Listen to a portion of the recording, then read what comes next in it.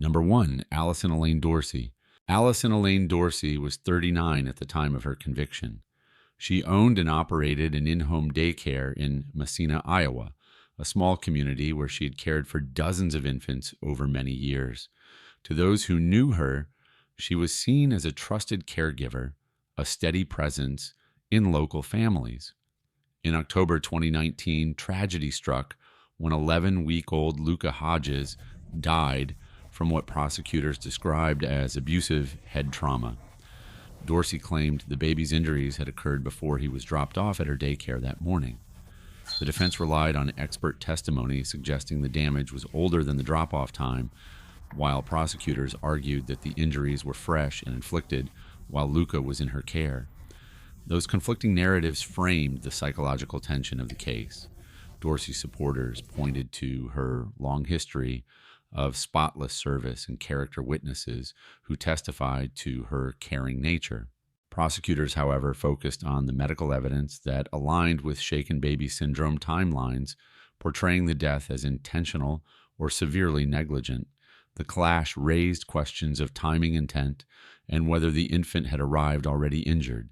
On October 7, 2019, Luca was dropped off, appearing healthy.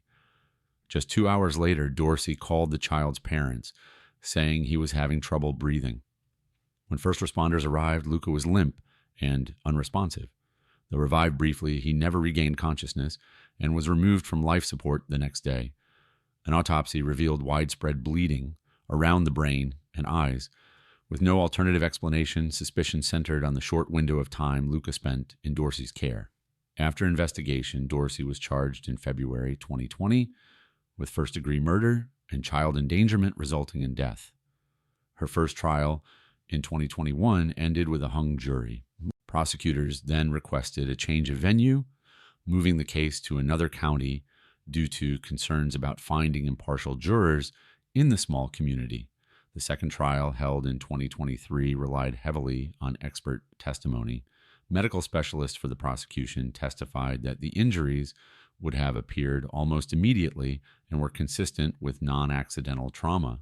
The defense presented experts who argued that the injuries were already healing, suggesting they predated Luca's arrival at daycare. After days of deliberation, the jury found Dorsey guilty of second-degree murder and child endangerment. She was sentenced to 50 years in prison with a mandatory minimum of 35 years.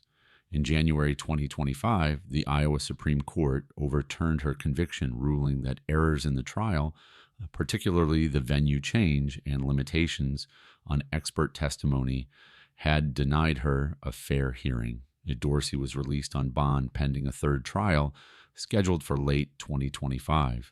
Psychological assessments of Dorsey remain limited, but testimony described her as calm, nurturing, and deeply affected by the tragedy. Prosecutors framed her actions as either deliberate harm or reckless negligence, while the defense maintained it was a tragic misinterpretation of medical evidence. As the new trial. Number 2, Kimberly A. Hammond. Kimberly A. Hammond was 27 years old when she was convicted in January 2025 of first-degree murder and first-degree robbery. She lived in Clinton, Iowa. Before the crime, she had no known criminal record and was regarded locally as an ordinary young adult. Friends described her as quiet, sometimes struggling financially, but she appeared to blend in with her community. Over time, personal pressures and associations may have influenced her decisions. In late 2022, she reportedly entered debt and began associating with 2 accomplices. Investigators later noted rising tension, desperation, and potential resentment toward financial hardship. There's no public record of diagnosed mental illness, but the behavior suggests increasing risk-taking and possibly coercive influences. On New Year's Day, 2023, at around 2 a.m., Kimberly Hammond, together with 2 others, went to the home of 42-year-old Randy Weimerskirch under the pretext of a robbery. She allegedly lured him to the location. During the attempt to take property, a firearm was used. Randy was shot in the head and died later at the hospital. The victim had no personal relationship with her beyond being the target. He was a local man known for reliability and kindness. The investigation began immediately after the shooting. Law enforcement identified Hammond and her associates through records and interviews. One accomplice later pled guilty to robbery. Another faced charges as an accessory. Hammond was arrested, tried in Clinton County, and found guilty in January 2025.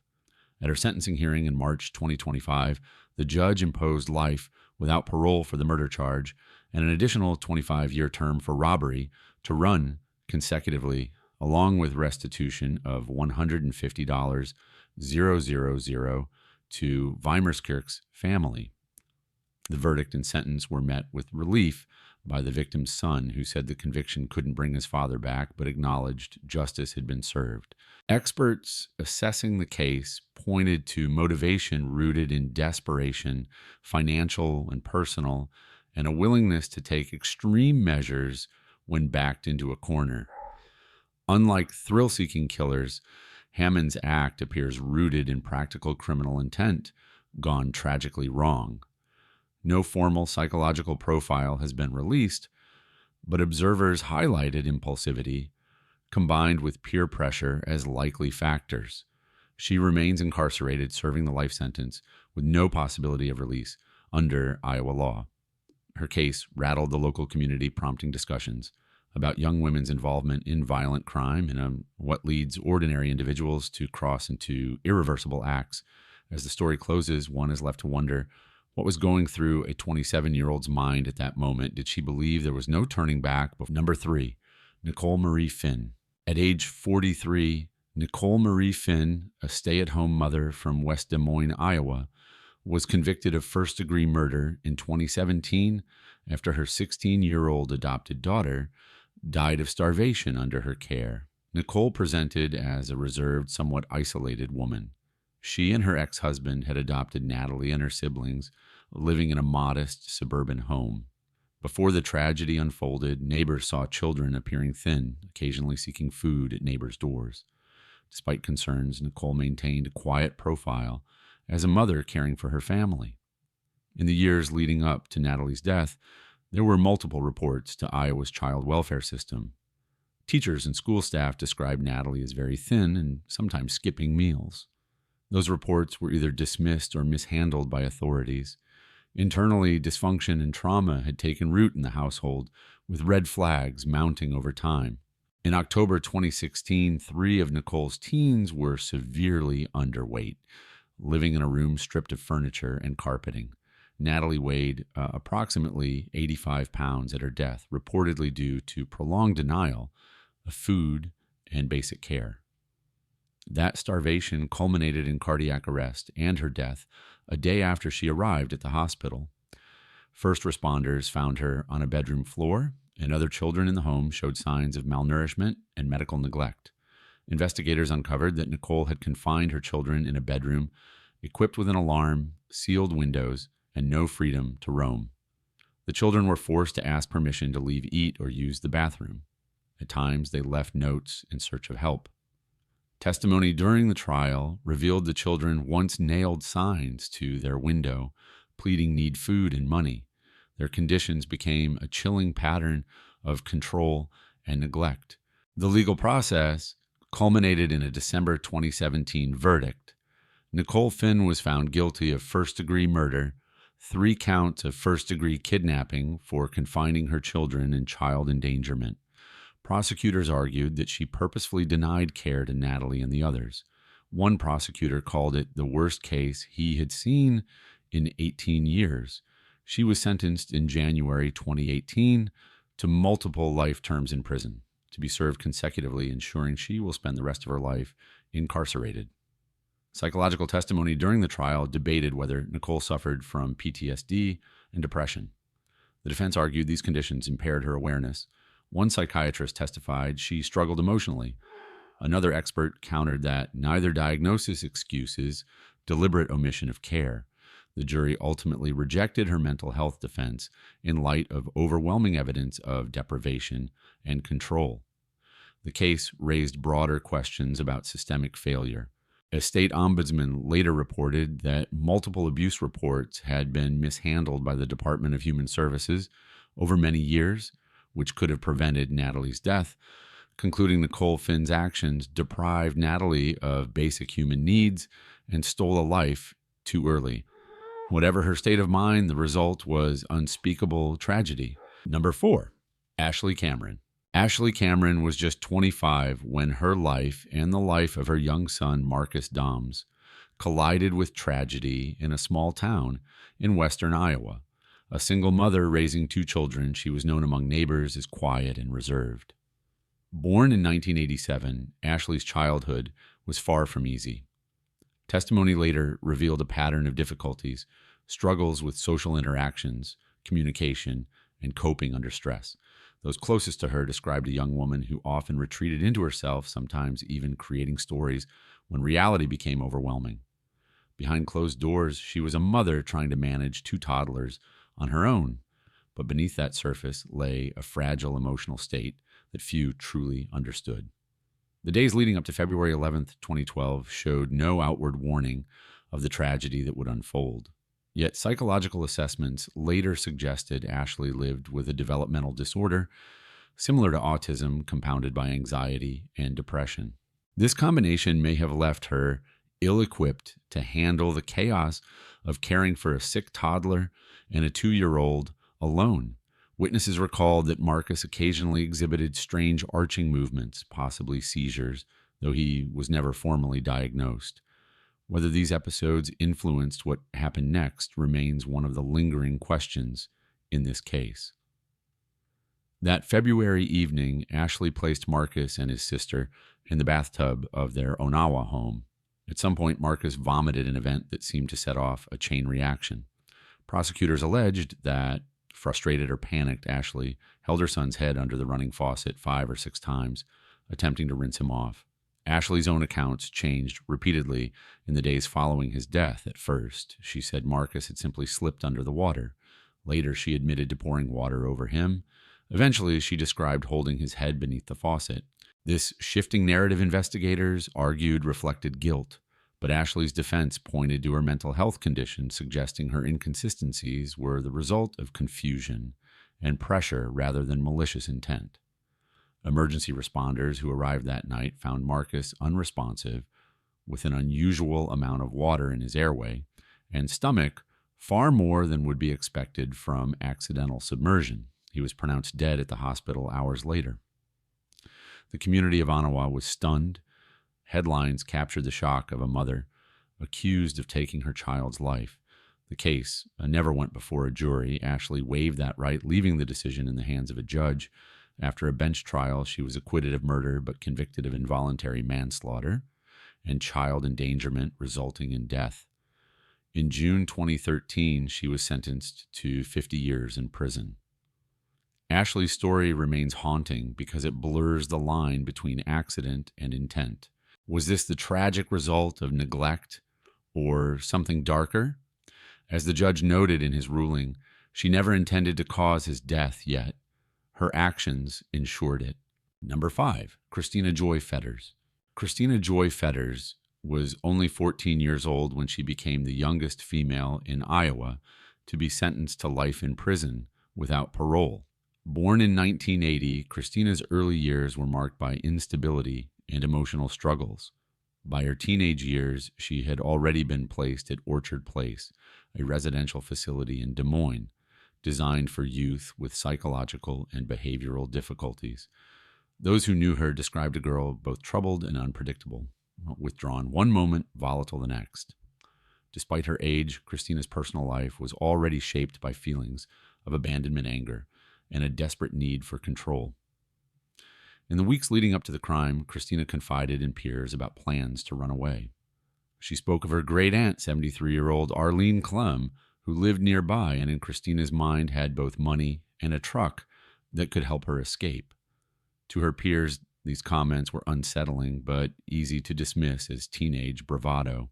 No one imagined the words would soon become actions.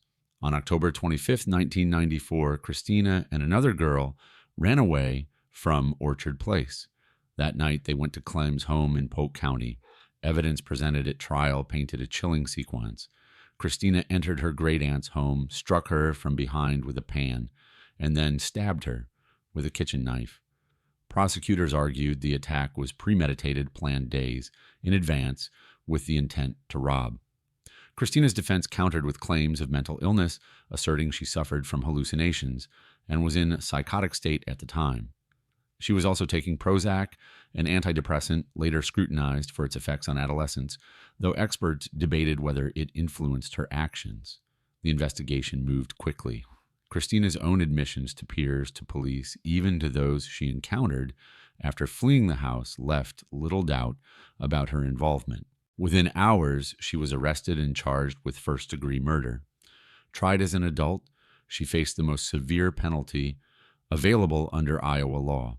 During trial, psychiatric experts presented conflicting assessments. One described Kristina as psychotic and unable to distinguish right from wrong. Another saw no evidence of insanity, emphasizing the calculated nature of her actions. The jury sided with the prosecution, convicting her of first-degree murder. In December 1995, Kristina was sentenced to life in prison, without the possibility of parole. Years later, debates over juvenile sentencing would cast a new light on her case. Advocates argued that children lack the maturity to comprehend the weight of their actions and should have opportunities for review. Kristina herself admitted guilt and remorse, once saying, "I take full responsibility. I can't justify what I did." Her story continues to raise haunting questions. Can a 14-year-old truly understand forever? And when a child commits an unforgivable act, is there ever a path to redemption? Number 6, Ethel Mae FRANKEN. Ethel Mae FRANKEN was 33 years old when tragedy struck her small-town Iowa home in January of 1983. Born in 1950, Ethel's life outwardly reflected the simplicity of rural living. She was a wife to Darrell John Franken and a mother to 3 children, 13-year-old Troy, 11-year-old Valerie, and 7-year-old Dustin. To neighbors in the farming community of Applington, the family appeared close-knit and hardworking. The Franks were described as good people with nice kids, the kind of family rarely associated with headlines or crime scenes. But behind closed doors, Ethel's world had been unraveling.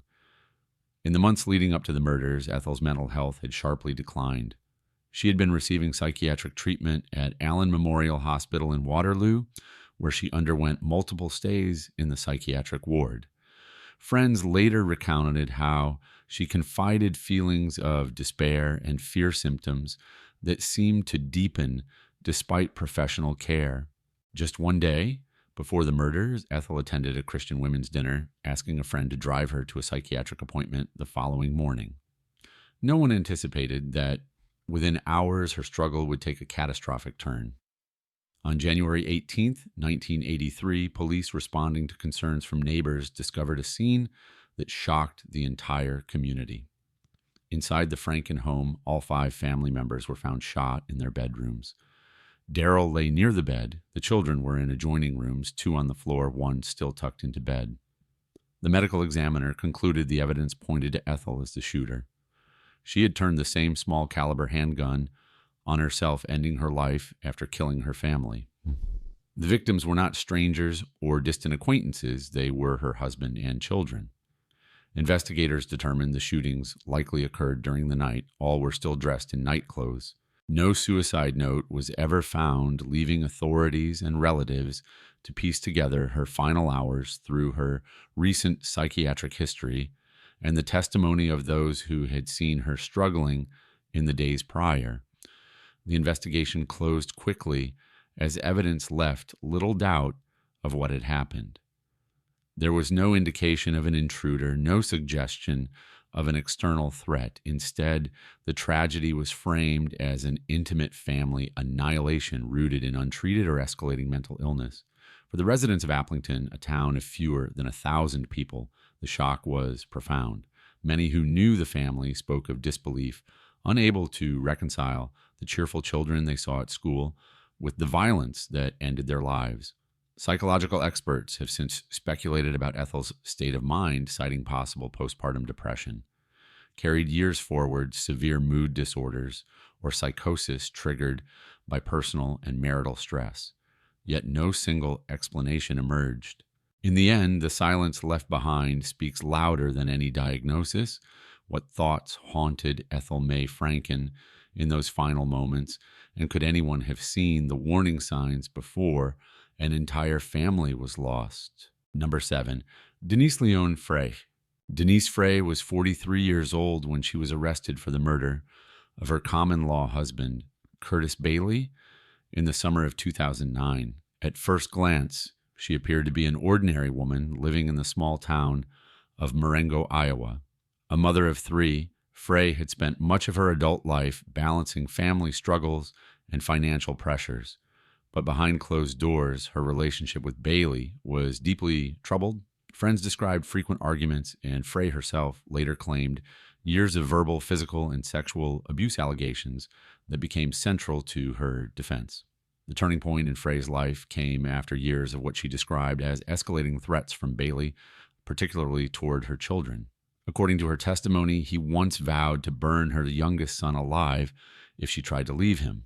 Whether these threats were real or perceived, FREI's fear evolved into desperation.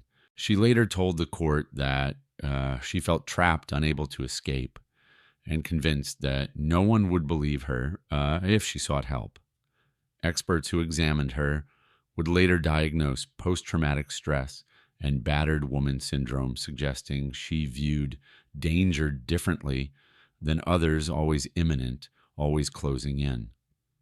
On July 19, 2009, that tension reached its tragic conclusion. FREI, aided by her son, Jacob Hilgendorf, and his friend Jessica Dayton, lured Bailey into what they believed would be a controlled situation. The plan, she admitted, was to get him intoxicated and suffocate him using plastic wrap, a method she considered humane because it would leave no marks. But when Bailey awoke during the attempt, panic erupted. The 3 resorted to blunt objects within reach, a rock, a glass candy dish, and an ashtray, striking him repeatedly until he was dead. In the aftermath, FREI called 911, initially claiming the death was connected to a drug deal gone wrong. The investigation quickly unraveled her story. Evidence from the scene and later confessions exposed premeditation and multiple prior attempts to harm Bailey. Prosecutors argued FREI's actions were deliberate, fueled by anger and financial motives, including Bailey's $100,000 life insurance policy. Defense attorneys countered that FREI's mind had been warped by years of abuse, leaving her convinced she had no safe alternative. After a week-long trial, the jury rejected claims of self-defense and insanity, convicting FREI of first-degree murder. She was sentenced to life in prison without the possibility of parole, joining her son and Dayton, who received identical sentences for their roles in the killing. The verdict brought relief to Bailey's family, though grief lingered particularly for his teenage son, who addressed FREI in court, "You took my dad from me. He will never see me grow up." The case raises unsettling questions about cycles of abuse, personal responsibility, and how far fear can drive a person. Was Denise FREI a victim pushed beyond her limits, or a calculating killer using fear as a shield? Number 8, Jessica K. Hill. Jessica Hill was 24 years old when her life and marriage unraveled in ways that would shock the small Iowa community of Boone County. She had met Michael Shane Hill as a teenager, and the two married young, building a family together with 2 children. To those on the outside, Jessica appeared to be a devoted mother and farm wife, but beneath the surface, the marriage was strained.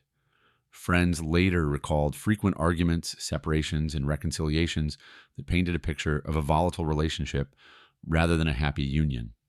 In 2005, Jessica began an affair with Daniel Blair, a close friend of her husband's. The relationship added another layer of tension to the already fractured home.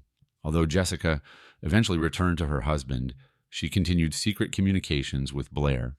Their messages, later uncovered during the investigation, revealed a mix of romantic longing and shared frustration with Shane. Over time, her casual statements about wishing her husband would disappear began to take on a darker significance. On May 28, 2007, events came to a head at the sheep farm where Shane worked. That morning, Jessica exchanged messages with Blair about her husband's whereabouts, what time he left, what vehicle he was driving. Hours later, Shane placed 2 frantic calls to 911 reporting that he had accidentally shot himself, but investigators would soon discover the gun he carried could not have caused his fatal wound. Shane Hill had been shot with a high-powered rifle, a weapon tied to Blair and his roommate, Aaron Moss. Jessica was not at the scene, but the investigation revealed her deep involvement. While she never pulled the trigger, prosecutors argued she provided crucial information and tacit approval for the killing. Evidence of her ongoing affair and messages about wanting Shane gone painted a compelling picture of motive and complicity. Blair was convicted of first-degree murder, Moss of second-degree murder, and Jessica herself was convicted of aiding and abetting. In the crime, her trial drew public attention not only because of the killing itself, but because of the emotional contradictions at its center. Was she a victim of a troubled marriage manipulated by a lover, or a calculating partner who orchestrated her husband's death for personal freedom? Jessica maintained that she never asked for Shane's death, only that she vented her frustrations to someone willing to act. Initially sentenced to 50 years in prison, her conviction was later overturned on appeal due to improper testimony. She ultimately pleaded guilty to reduced charges of conspiracy to commit murder and accessory after the fact, receiving a 12-year sentence. The case leaves an unsettling question when casual words of anger or despair are shared with someone willing to act. Where does responsibility truly begin?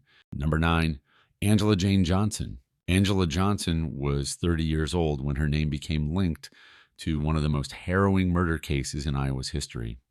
Born in 1964, she grew up in a modest Midwestern community. Friends and family described her early life as turbulent, marked by strained family ties and an adolescence that never quite found stability. By her 20s, Johnson was a single mother struggling to provide for her child. Her public image was unremarkable, yet behind the scenes, she became entangled with Dustin Honken, a small-town chemistry prodigy whose methamphetamine empire would soon spiral into deadly violence. Johnson's relationship with Honken was intense and volatile. By 1993, she was pregnant with his child, drawn into his growing paranoia as federal investigations closed in on his drug operation. 2 former associates, Greg Nicholson and Terry DeGiois, had turned informants, a move Honken viewed as a death sentence for his freedom. Johnson, emotionally tied to him and enmeshed in the criminal lifestyle, soon became a critical player in a plan to silence witnesses. The crimes unfolded in 2 acts of calculated deceit. In July 1993, Johnson approached Nicholson's home posing as a lost cosmetics saleswoman in need of a phone book. Her friendly ruse opened the door to tragedy. Inside were Nicholson, his girlfriend Lori Duncan, and Duncan's 2 young daughters, ages 10 and 6. Johnson's presence allowed Honken entry, and what followed was a forced videotape confession from Nicholson intended to shield Honken from prosecution. Hours later, the family was driven to a remote field where they were killed and buried in shallow graves. 4 months later, Johnson lured DeGiois, her former boyfriend, to a secluded location under the pretense of reconciliation. He never returned. For 7 years, the victims' fates remained a mystery. It wasn't until 2000 that the truth emerged, when Johnson, jailed on unrelated charges, confided in another inmate. She unwittingly provided a hand-drawn map of the burial sites, a map that would lead investigators to all 5 bodies and seal her fate. Johnson's trial captivated the nation. Although Honken had pulled the trigger, prosecutors argued that Johnson's role was indispensable, procuring weapons, luring victims, and assisting in the abductions. The jury agreed. In 2005, she became the first woman in over 50 years to receive a federal death sentence, even as Iowa itself had abolished capital punishment decades earlier. Psychologists later debated her motives. Was she manipulated by Honken, or was she equally complicit, driven by loyalty and self-preservation? In 2012, her death sentence was overturned due to inadequate defense, but her convictions remain. Today, she serves life without parole, a reminder of how love, fear, and criminal ambition can intertwine and destroy 5 innocent lives. Number 10, Michelle Lynn KEHOE. Michelle Marie KEHOE was 35 years old when her life and the lives of her children unraveled in one of Iowa's most haunting family tragedies. Outwardly, she was a mother of two, married, living a modest life in Coralville, but behind the closed doors of her home was a history marked by pain. KEHOE grew up in Missouri amid chaos. Both of her parents were alcoholics, and her childhood was marred by neglect and abuse. After her father's death and years of trauma, she moved in with relatives in Iowa hoping for stability. Yet the scars of her past never fully healed. By adulthood, Michelle struggled with severe depression, undergoing years of therapy and even electroconvulsive treatments. Her mental health declined sharply after the birth of her children, Sean and Seth, and worsened after a near-fatal car accident in 2007 when her vehicle plunged into the Iowa River. That incident, once thought to be accidental, would later be revealed as an earlier suicide attempt. In the months leading up to October 2008, Michelle's thoughts darkened. She reportedly feared her children would inherit her illness and believed ending their lives might spare them future suffering. On October 26, 2008, she put her plan into action. She drove Sean, 7, and Seth, 2, to a remote pond near Littleton, Iowa. She had prepared for weeks, purchasing duct tape and a hunting knife. At the secluded location, she bound her sons' eyes and mouths. Then, in what prosecutors later described as a methodical act, she attacked them. Seth, the younger boy, did not survive. Sean, though gravely wounded, managed to free himself and hide inside the family van. Michelle then turned the knife on herself, attempting suicide. But when she realized she was still alive, she stumbled to a nearby home and told a fabricated story claiming a stranger had attacked the family. Investigators initially searched for this supposed assailant, but Sean's testimony quickly unraveled the lie. The boy bravely told authorities that it had been his mother who harmed him and his brother. A note Michelle had written, meant to support her fabricated story, was also found at the scene. Her trial in 2009 captivated Iowa.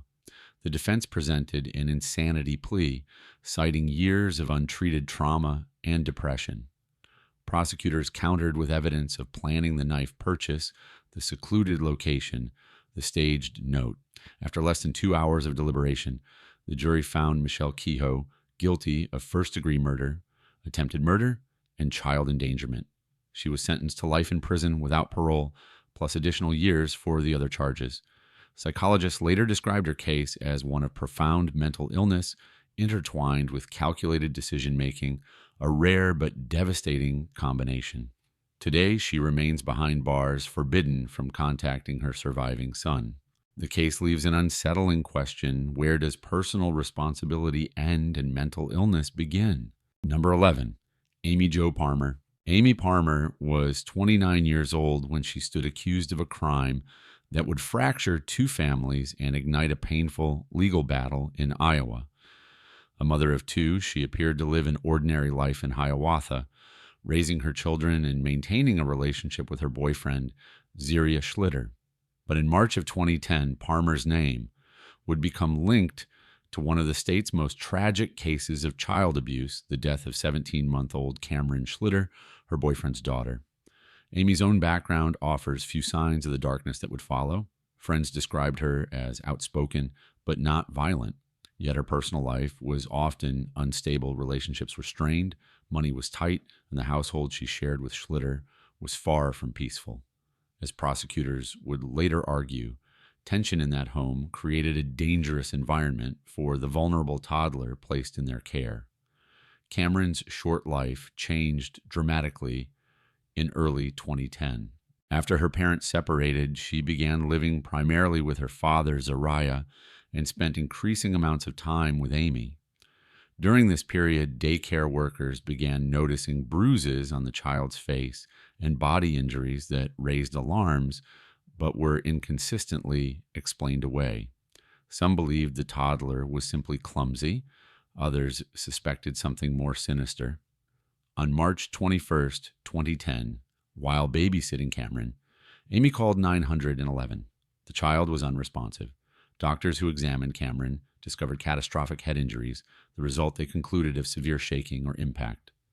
Despite emergency surgeries, Cameron never regained consciousness and died a week later, just shy of 18 months old. The investigation quickly centered on both Amy Parmer and Zaria Schlitter.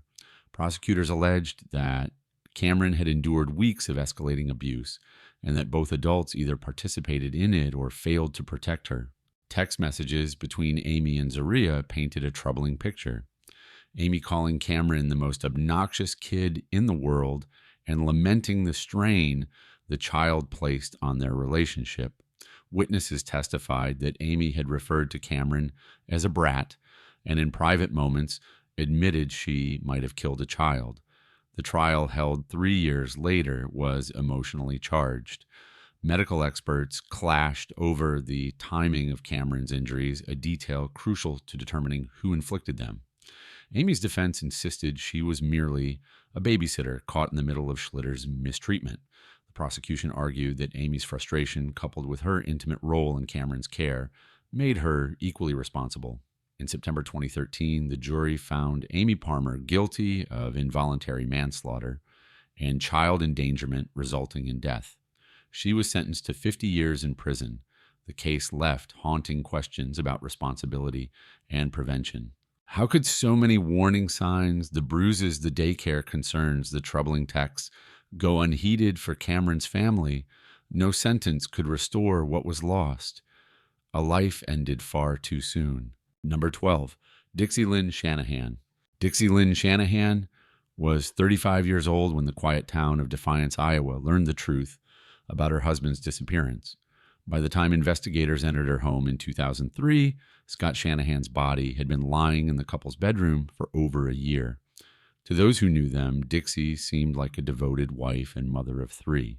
But behind closed doors, her life was marked by relentless abuse, financial strain, and years of fear. Dixie's early life was turbulent.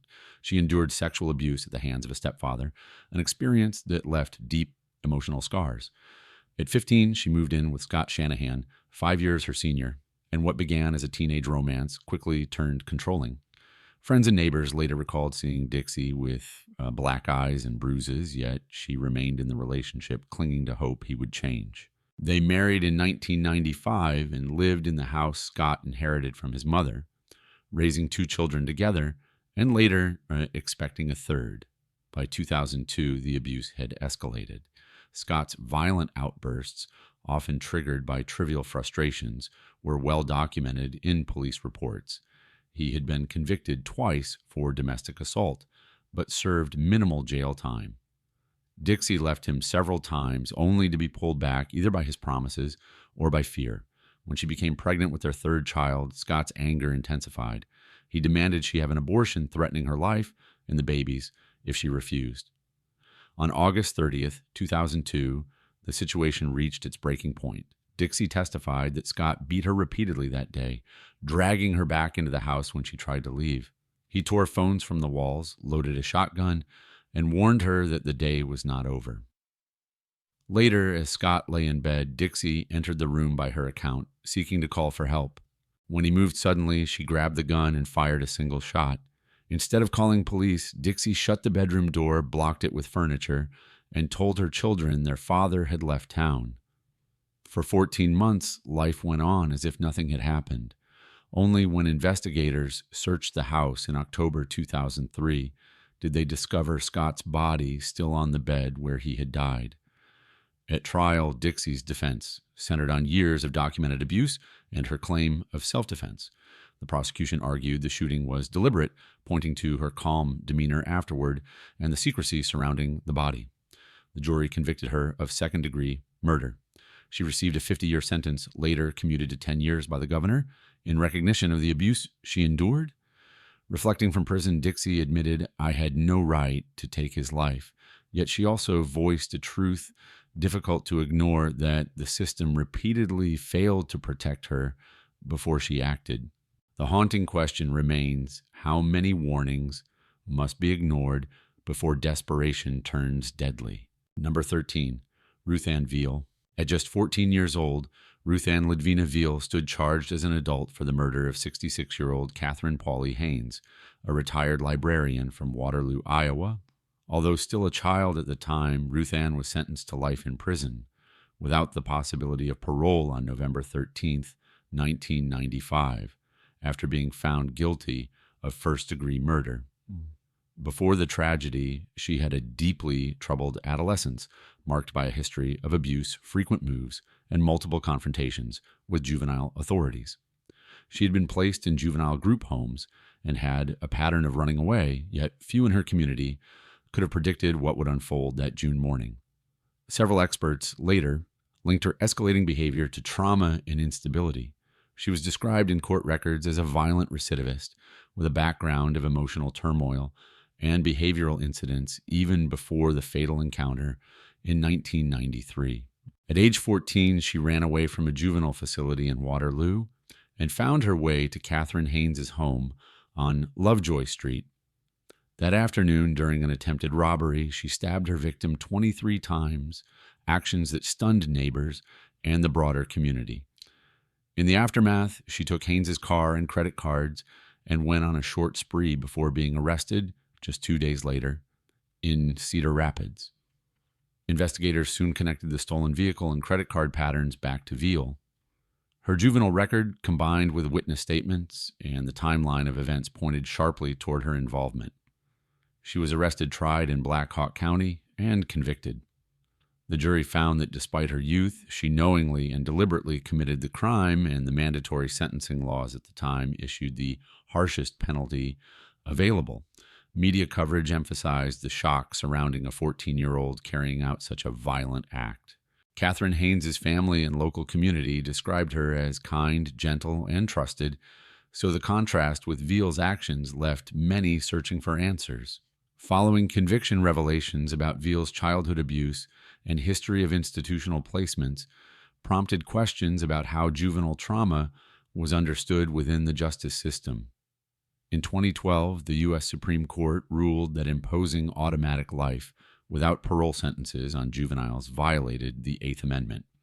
In response, Iowa commuted the sentences of dozens of people, including Veal, reducing her mandatory sentence to 60 years instead of life without parole on July 16, 2012. Then in 2013, after further review, she was resentenced to life with the possibility of parole. Despite this change, parole has repeatedly been denied, most recently in 2020, when the Iowa Board of Parole upheld her continued incarceration due to ongoing concerns from the Department of Corrections regarding her readiness for release. Psychological assessments considered trauma, impulsivity, and youth. Advocates argued she was shaped by abuse and unstable placements, part of a broader movement to treat juvenile offenders differently.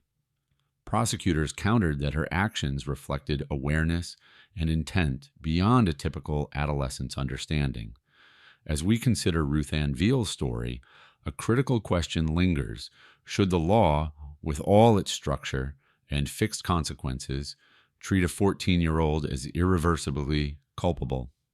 She remains incarcerated, haunted by her own past and the life she took. Her case stands at the crossroads of trauma youth justice and the possibility of redemption or a lifetime lost to an irreversible mistake.